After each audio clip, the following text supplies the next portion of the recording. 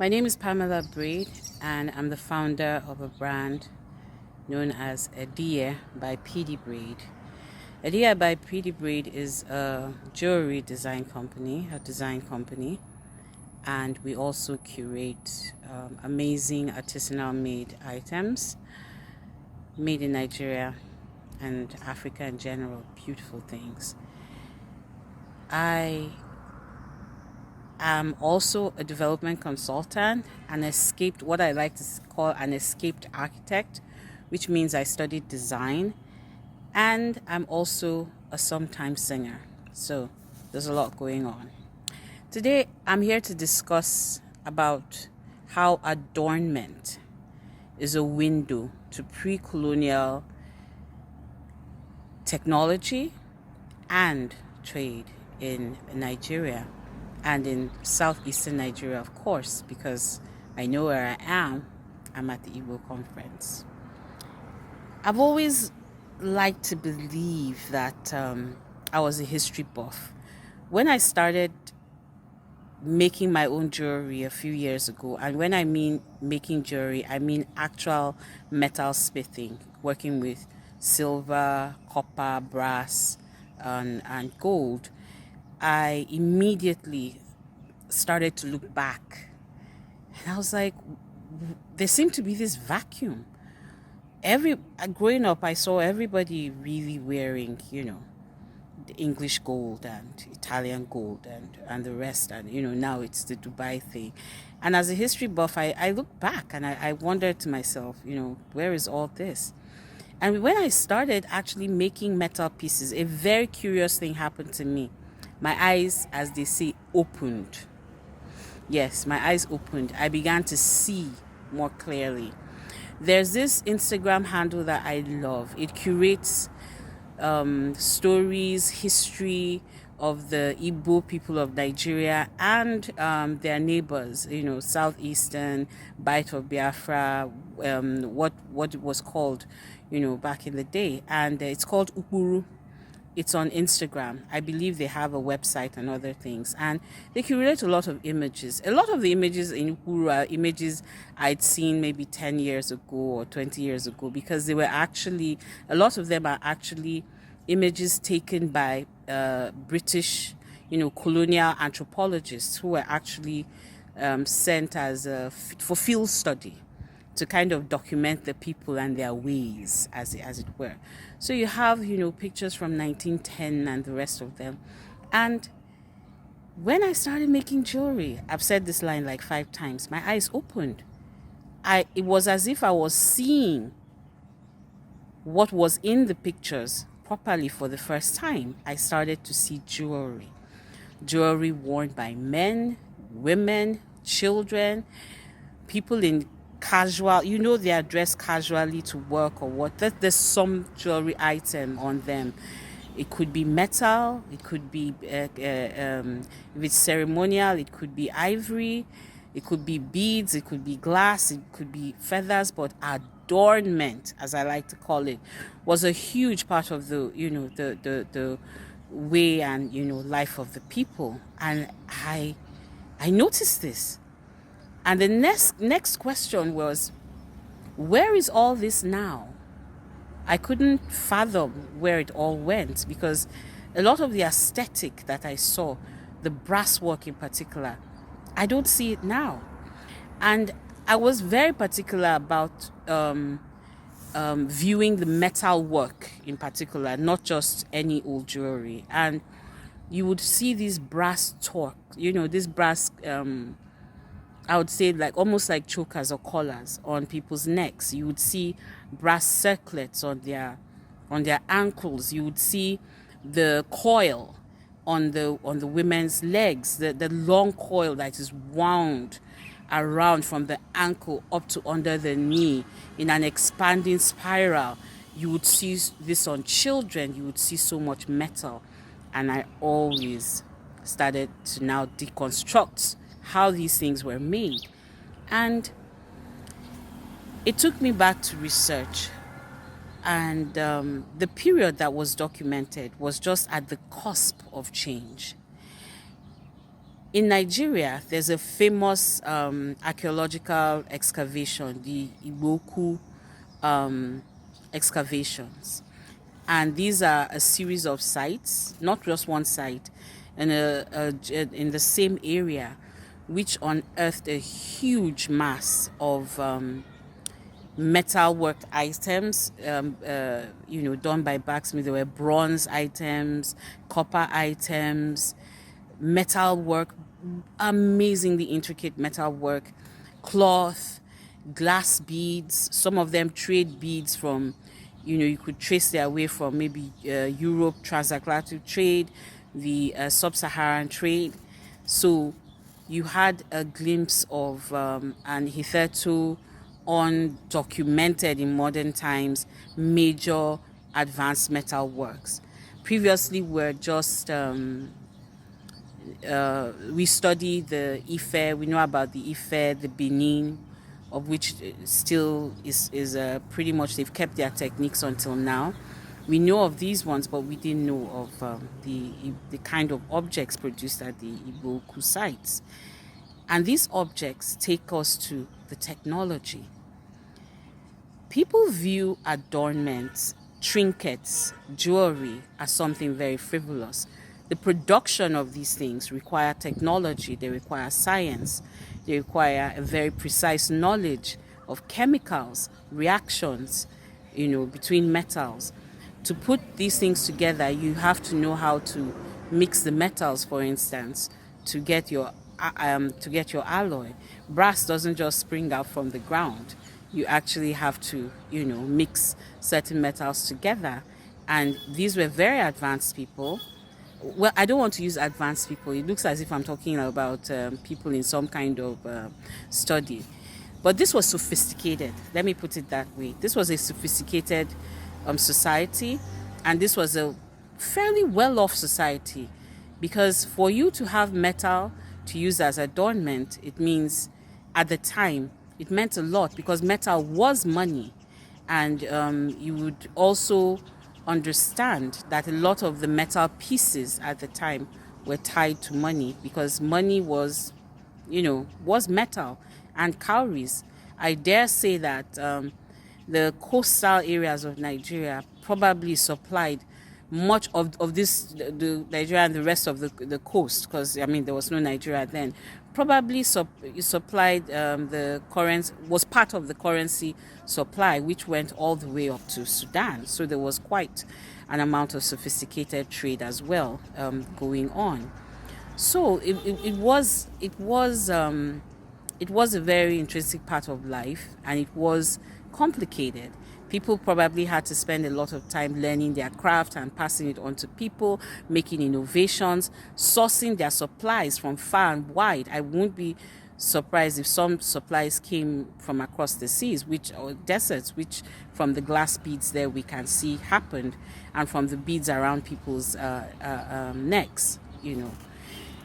The thing is, we keep asking this question: where did it go? I think people blame colonialism for a multitude of sins and ills, but it was a seismic shift in the life and the way of people, and people everywhere in what is this present-day country, including the southeastern parts of Nigeria, the coastal parts of Nigeria, who adopted new religion, new education, new training. Everything was brand new. So I don't think the learning stores of metallurgy were held in high esteem, the native ones that we had, and they went by the wayside. The thing that happened as well, which was very sad, was that I believe we lost the sense of aesthetic that we had. If you take a look at the items, some of the items, there's this extravagant looking cuffs in the Ibuku collection, which showed all kinds of techniques. There's etching, there's granulation, in it, and other items.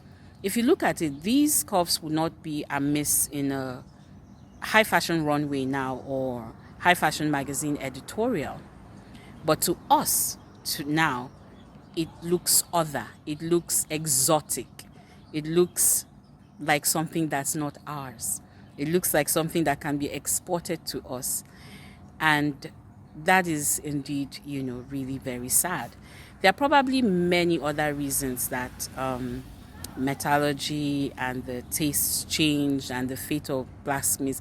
It's not as if we're not still blacksmithing. Oka is famous. Its blacksmiths ply their trade outside of Nigeria. They traveled in other regions working.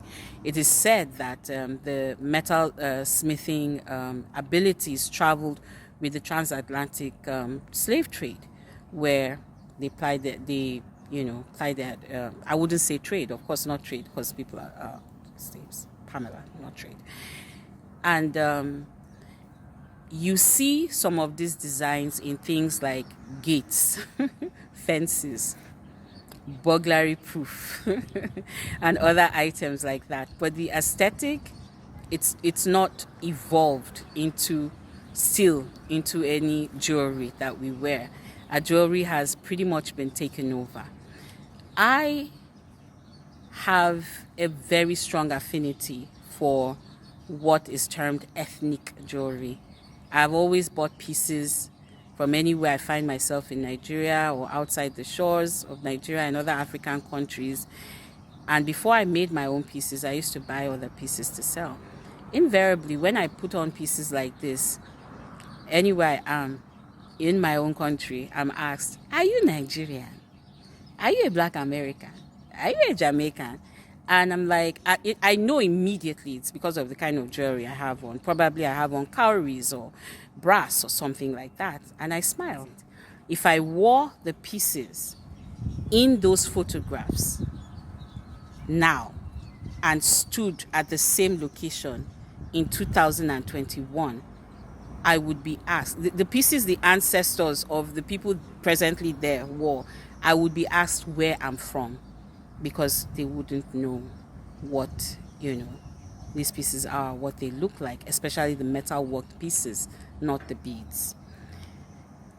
So what's the implication of this? The implication is, of course, there's a loss of knowledge of the skill, the repository, the technology, the science, the chemistry, everything that went with it.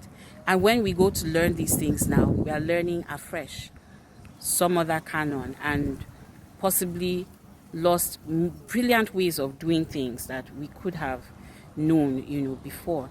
The other thing that happens is that there's a loss of, there's a resultant loss of productivity.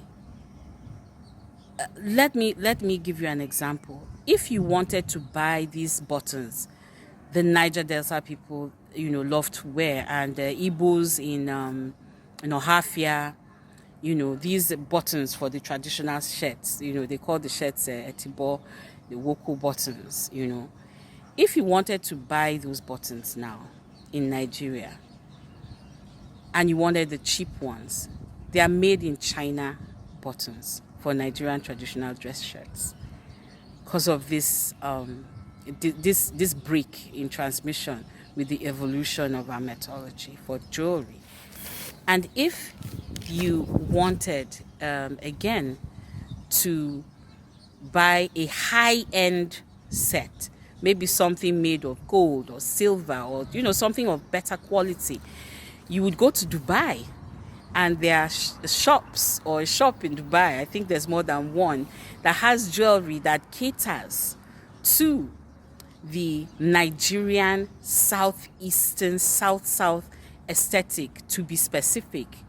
And it makes you want to wonder why we haven't been the one to fulfill this aesthetic.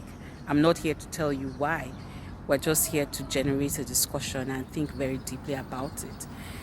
This, of course, is trade. There's value attached to it. There's money being made. There's money we've left on the table. And one of the most unsettling things it does is that with this aesthetic, it takes us away from the ownership of it. It's being explained to you as something exotic, an exotic cough in a YSL show. And it's yours. You can talk about the provenance, but you don't. We're wearing English gold, English this, Dubai this, Dubai that. And there's nothing difficult or mysterious about setting up as a basic goldsmith or silversmith or whatever. It takes actually less time to start being functional than the 4 years we pursue in universities or polytechnics and things like that. But somehow in our mind, we've quarreled and felt that this is not for us. There's something I must talk about, just very briefly, though I won't go into it in great detail. And that's, we have had this experience with that we had with colonialism. I believe that blacksmithing was not just an ordinary occupation. It would probably go with belief systems. There would be, the attendant God, so to speak, and other beliefs around it, which are things that also help to kill our crafts, because they were so tied together. I think that it is possible for us to just begin to see and begin to interrogate a bit of the past and open ourselves to truly evolving all these new aesthetics. It's exciting. We have so much of it, and also be cognizant of the fact that some things were deliberate. I talked about the money going out of circulation and affecting blacksmiths. A lot of people don't know, for instance, that during the colonial rule, the British set up, a series of relentlessly backbreaking, inexplicably cruel policies to pretty much break the back of goldsmithing in Nigeria for the sole purpose of ensuring that the demand for gold pieces did not disrupt from exporting the few gold deposits that they found. That's a long story for a completely different edition. Maybe I'll be invited next year, but I hope you've enjoyed some of the images attached from as curated by the site I mentioned, Ukpuru. And my brand is Ediye by PD Braid. Ediye is Efik for beautiful. And my pieces are beautiful. I think they are. And I try to incorporate a lot of the things I see in the photos and the things I have loved, the cowries, the brass, the glass from different parts of Nigeria. This is a cowrie, this is a Manila. While it is not adornment, it is an old, form of metal working. As you can see, you can't see because you don't know. This is cast, and it's an old form of metal working. These are beads from, I think, Bida. They're actually made of glass. And they found a huge deposit of some of them recently, not the same ones, at Ile-Ife. And it's amazing that we were trading with each other so much. This, you can see, is a cowrie. Everybody's familiar with cowries.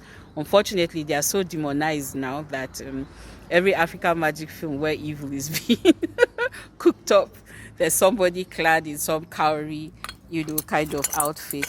These are from other parts of Africa, very exquisite wood and the metal work. These again are of, I think, Nupe origin.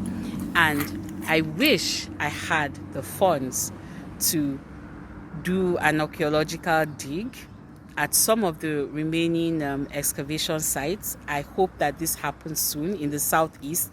It will be very exciting, and I really hope one can put together an exhibition, a traveling exhibition, an online exhibition of the amazing work of the metalsmiths of the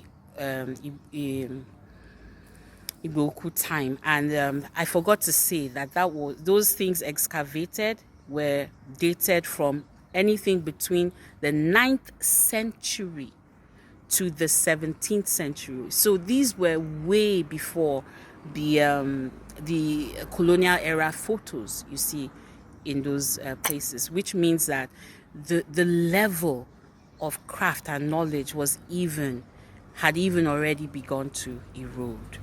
So I would just love to imagine the possibilities that we can gift to ourselves if we look at these windows to the past and are more intentional about where we want to go with them. So again, my name is Pamela Braid, CEO of Edie by PD Braid, and it's a joy being here talking with you today. Thank you very much for having me. Thank you.